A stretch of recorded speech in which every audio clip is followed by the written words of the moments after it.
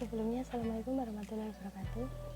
Perkenalkan, saya Dea Elisa Silviawati dari Program Studi Pendidikan Bahasa dan Sastra Indonesia Universitas Veteran Bangun Nusantara Sukoharjo ingin mempresentasikan peningkatan keaktifan dan hasil belajar melalui pembelajaran tematik dengan model cooperative learning tipe round robin brainstorming.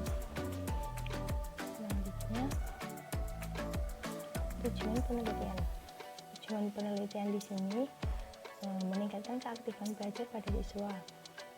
Kemudian meneliti tentang meningkatkan hasil belajar melalui pembelajaran tematik. Dan yang terakhir, mendeskripsikan penerapan model cooperative learning tipe round robin brainstorming untuk meningkatkan keaktifan dan hasil belajar melalui pembelajaran tematik. Selanjutnya ada konsep keaktifan belajar. Keaktifan belajar di sini diartikan sebagai kegiatan yang bersifat fisik maupun mental, yaitu berbuat dan berpikir sebagai salah satu rangkaian yang tidak bisa dipisahkan. Kemudian ada konsep hasil belajar. Hasil belajar di sini diartikan sebagai perubahan tingkah laku siswa secara nyata setelah dilakukan proses belajar mengajar. Faktor yang dalam hasil belajar ini pastinya ada faktor yang mempengaruhi. Nah, faktornya ini ada dua. Yang pertama ada faktor internal. Faktor internal ini merupakan faktor yang ada di dalam diri individu. Faktor ini bisa meliputi pertumbuhan, kecerdasan, kemudian ada motivasi, kemudian juga ada kepribadian dari si individu itu. Yang kedua ada faktor eksternal. Faktor eksternal ini merupakan kebalikan dari faktor internal tadi ya. Faktor eksternal itu faktor yang ada di luar diri individu. Contohnya itu faktor lingkungan, faktor sosial, faktor suhu, kemudian ada faktor keluarga juga. Selanjutnya ada model pembelajaran. Model pembelajaran ini merupakan suatu pola yang digunakan sebagai pedoman dalam merencanakan pembelajaran di dalam kelas.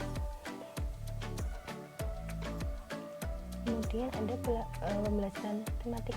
Nah, dari awal tadi kita sudah bahas, sudah singgung pembelajaran tematik. Nah, sebenarnya pembelajaran tematik ini apa sih?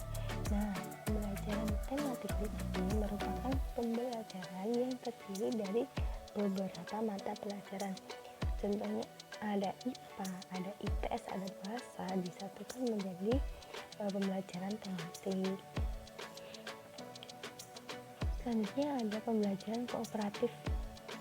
Pembelajaran kooperatif di sini merupakan pembelajaran yang dilakukan secara berkelompok.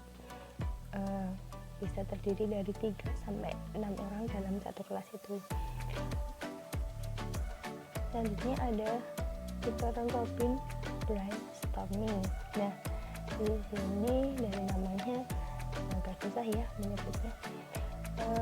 Untuk pengertiannya itu siswa di sini dituntut untuk mengutarakan gagasannya dengan kalimatnya sendiri.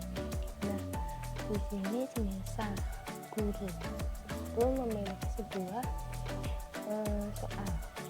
soal yang memiliki jawaban berbeda. Banyak sekali versi jawaban. Nah, versi jawaban itulah yang diharapkan oleh guru. Dari siswa A dan siswa B itu terdapat perbedaan. Nah, ini juga untuk mengasah kreativitas kita, kreativitas siswa. Selanjutnya ada metode penelitian. Metode penelitian di sini menggunakan metode pembelajaran kooperatif learning dan juga tipe round robin brainstorming.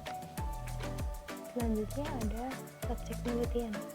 Subjek penelitian di sini dari peneliti mengambil siswa kelas 3 SD Negeri Panda. Kemudian variabel yang diselidiki yaitu keaktifan dan hasil belajar tematik melalui model cooperative learning dan tipe round robin brainstorming pada kelas 3 SD Negeri Panda. Nah, prosedur penelitian di sini ada dua siklus pertama dan siklus kedua. Tahapnya pun sama, namun yang membedakan antara dua siklus ini yaitu siklus kedua baru ada ketika siklus satu mengalami kegagalan, bukan gagal total ya, kita tidak memperoleh kesimpulan yang akurat, baru kita lakukan siklus 2. Tahapnya itu yang pertama ada perencanaan ini meliputi menganalisis masalah, merancang media, merancang bahan, merancang lembar-lembar yang dibutuhkan, dan juga menyusun RPP. Untuk pelaksanaannya, pelaksanaan merupakan sebuah penerapan dari rancangan yang sudah kita buat sebelumnya. Di dalam kelas kita menyiapkan RPP, menyiapkan media, bahan, kemudian mulai membentuk kelompok dalam kelas. Nah, di situ setelah kita lakukan pelaksanaan itu, kita mulai melakukan pengamatan dan observasi tentang hasil belajar dan keaktifan siswa. Dan terakhir ada refleksi di sini. Refleksi di sini bertujuan untuk mengetahui kelebihan dan kekurangan unsur yang telah diamati. Bisa dikatakan refleksi ini sebagai evaluasi juga. Kemudian ada instrumen penilaian. Instrumen penilaian di sini ada observasi, kemudian ada tes juga, dan juga ada dokumentasi. Dokumentasi ini berfungsi agar kita memperoleh data, agar kita masih mempunyai data dari penelitian sebelumnya.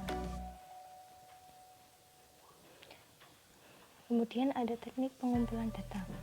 Teknik pengumpulan data ada 3. Yang pertama ada observasi tertulis, kemudian ada non-tes. Di sini observasi dilakukan dengan cara pengamatan secara langsung.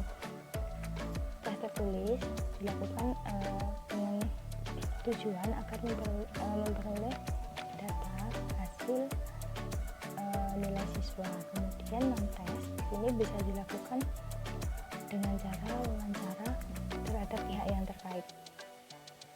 Kalau kita tadi kan meneliti siswa kelas 3 SD, berarti kita juga mewawancarainya siswa kelas 3 SD pada tersebut. Alat pengumpulan datanya ada lembar observasi dan juga butir soal. Butir soal tes ini berhubungan dengan tes tertulis. Jika kita tidak membuat butir soal, tes tertulis tidak akan terlaksana. Selanjutnya indikator kinerja. Dikatakan berhasil apabila 75% dari satu kelas itu memperoleh kualifikasi aktif. Kemudian dikatakan meningkat jika 85% dari siswa itu memperoleh nilai di atas KKM. Untuk posisi peneliti tersendiri, posisinya sebagai observer, yaitu pengamat, seperti itu. Demikian yang dapat saya sampaikan. Apabila ada kurang lebihnya, saya mohon maaf. Wabillahi taufiq wal hidayah. Assalamualaikum warahmatullahi wabarakatuh.